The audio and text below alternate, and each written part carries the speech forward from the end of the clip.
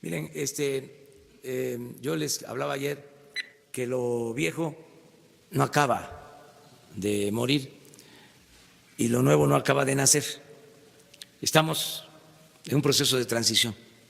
Entonces, todavía hay en el gobierno actual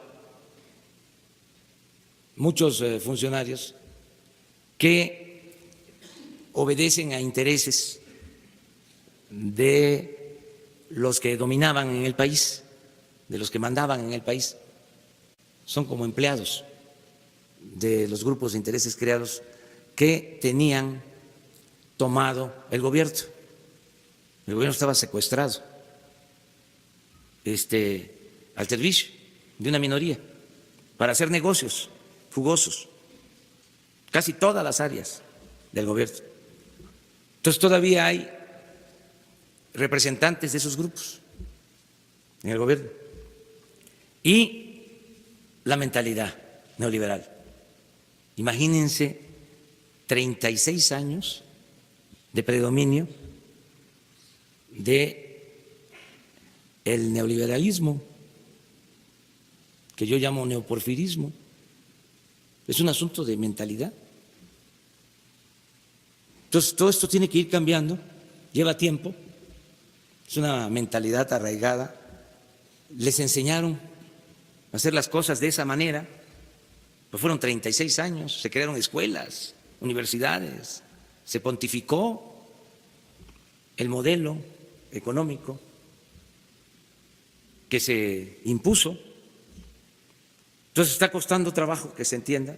Por eso las declaraciones, en este caso del presidente de la CRE, que viene del antiguo régimen, fue consejero de Pemex.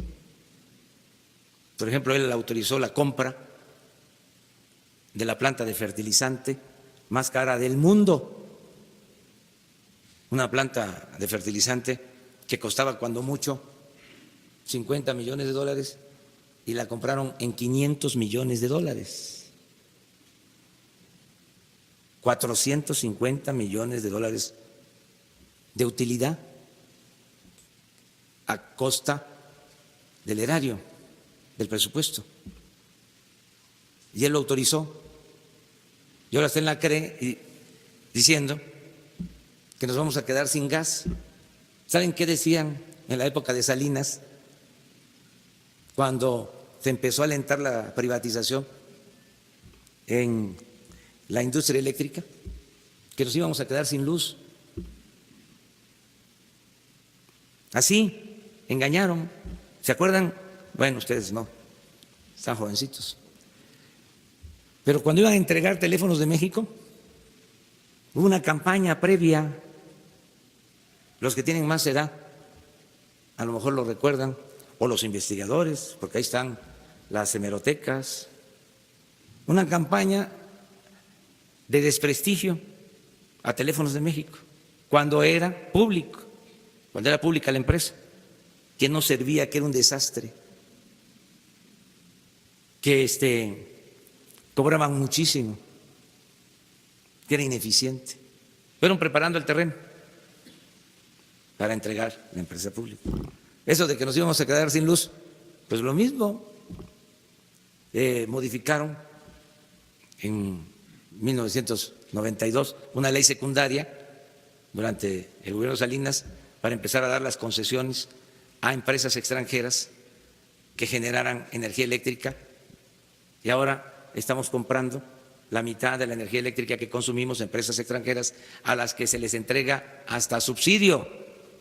El subsidio no es al consumidor, como nos hicieron creer durante mucho tiempo. El subsidio más importante se entrega a las empresas, a las que la Comisión Federal de Electricidad le compra la energía eléctrica. O sea, les entregaron el mercado. Ese fue el propósito. Ahora con los gasoductos. Qué bueno que están investigando. Sí, me parece que el punto en este caso es, la CRE cuestiona que los gasoductos no ofrecen la capacidad necesaria, pero la CRE en otro momento autorizó estos gasoductos. Sí, ¿no? pero no es cierto de que nos vamos a quedar sin gas. Incluso ahora han habido apagones en el sureste y se está investigando, porque puede ser hasta sabotaje por los intereses ¿Existe esa que posibilidad existen. de que sea sabotaje? No lo descartamos, Ok. porque los dos apagones han tenido que ver, ¿sí?, con incendios en los mismos sitios. Ok. Sobre los ductos, claro, fueron contratos leoninos que se entregaron. Ahora resulta que si están parados, en efecto, hay que estar pagando una multa. Se está renegociando este asunto, porque fue un abuso. ¿Saben? Nada más explicar que se hacen estos contratos, las empresas construyen los gasoductos, les paga la Comisión Federal de Electricidad a precios alzados, porque va a terminar pagando en 20 años, 25 años, hasta 8 veces su costo. Si un gasoducto, repito, cuesta $1,000 millones, se va a terminar pagando $8,000 millones. Sí, el de Sur de Texas, Tuxpan, cuesta $10,000 millones. Sí. Es una cantidad que si no se busca una renegociación, quiebra la Comisión Federal de Electricidad. Pero lo peor de todo, que eso no se da en ningún país del mundo, y ahí se los dejo de tarea para que se investigue. Lo peor es que los gasoductos no pasan a ser parte, no pasan a ser propiedad de la Comisión Federal de Electricidad, sino son propiedad del que los construye, aunque lo paga la Comisión Federal de Electricidad. A ver, ¿en dónde? ¿En qué país del mundo suceden estas cosas? Pues era una política de saqueo descarado. Entonces, por eso tenemos que seguirla limpia para beneficio de los ciudadanos.